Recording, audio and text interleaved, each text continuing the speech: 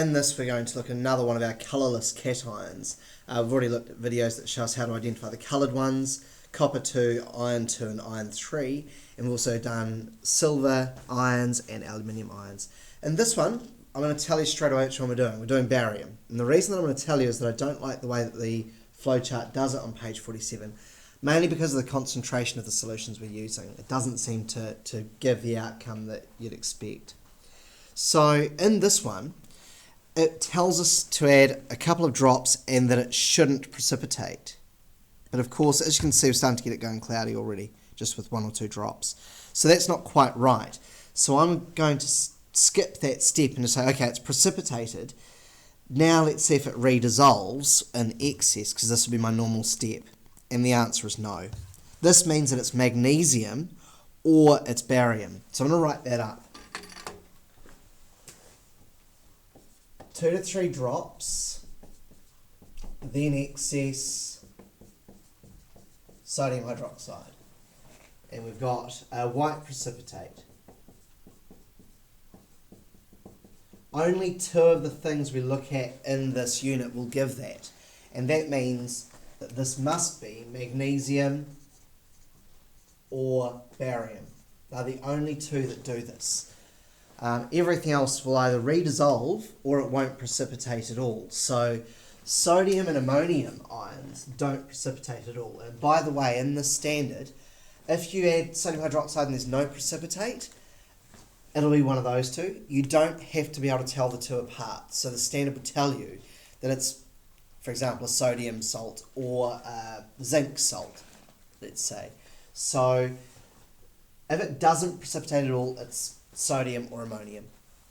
Right, how to tell these 2 apart? Well, this is actually quite easy. What we do is we get a new sample,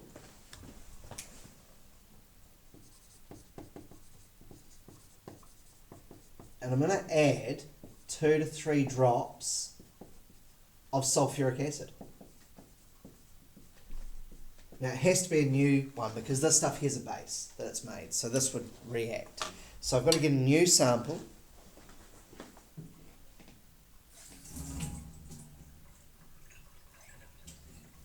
Now, magnesium sulfate is quite soluble, in fact very soluble. Barium sulfate is not. So sulfuric acid is providing us with some sulfate ions. And so that's why we use this particular one. And so bear with me while I quickly try to find my barium salt again.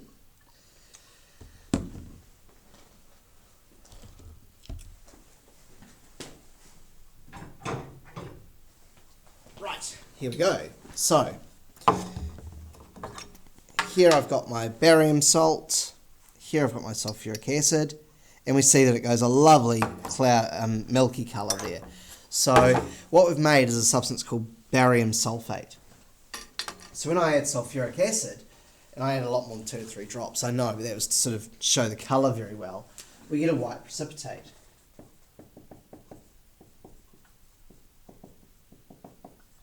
If I had done that with a magnesium salt, which I'll quickly show you actually, then I shouldn't get the same result. So this one here is a magnesium salt that I'm about to show you. I'm going to put quite a bit of sulfuric acid in this one, and let's see what happens there. Yeah, nothing at all. So it stays as a solution. So that one there doesn't do anything. So this tells us that it's barium. So we've identified barium in this one. We need to show it with some equations. Well, up here the white precipitate is barium hydroxide, Ba2 plus, reacting with 2 hydroxides to make this.